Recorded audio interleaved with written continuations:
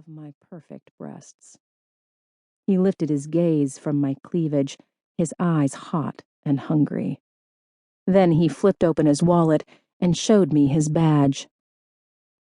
"I'm looking for Eddie Cordova. I hear you know him."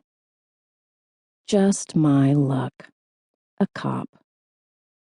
"Yeah, I know Eddie. I dated him once, if you could call what we did dating. The last time I'd seen Eddie, he'd been comatose in the bathroom at Jimmy Woo's.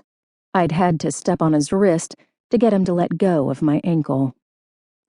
"Do you know where I can find him?" Eddie was a small-time thief, and worse, he'd been a lousy lay, and I didn't feel a twinge of guilt when I said, "I might." Yeah, I might help this guy out. And the way he was looking at me, I could tell he wanted more than...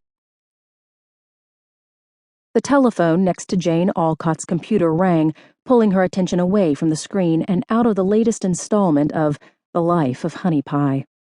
"Damn," she swore. She pushed her fingers beneath her glasses and scrubbed her tired eyes.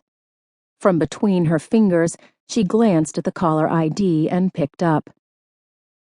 "Jane," the managing editor at the Seattle Times, Leonard Calloway, began without bothering to say hello. "Virgil Duffy is talking to the coaches and general manager tonight. The job is officially yours." Virgil Duffy's corporation was a member of the Fortune 500, and he was the owner of the Seattle Chinooks hockey team. "When do I start?" Jane asked, and rose to her feet. She reached for her coffee and spilled a drop on her old flannel pajamas as she brought the cup to her lips. "The 1st.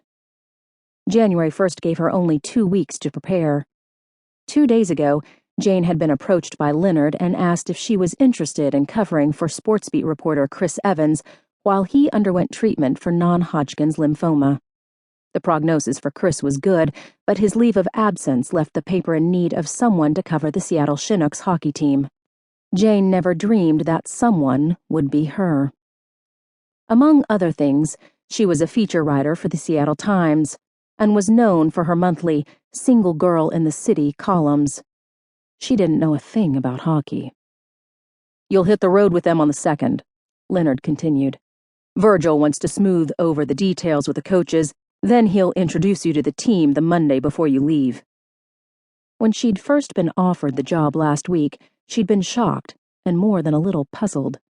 Surely Mr. Duffy would want another sports reporter to cover the games. But, as it turned out, the offer had been the team owner's idea. "What will the coaches think?" She set the mug on her desk, next to an open day planner with various colors of sticky notes stuck all over it. "Doesn't really matter.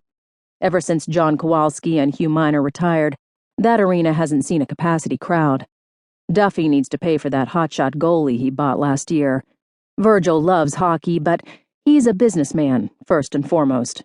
He'll do what it takes to get the fans in those seats, which is why he thought of you in the first place. He wants to attract more female fans to the game."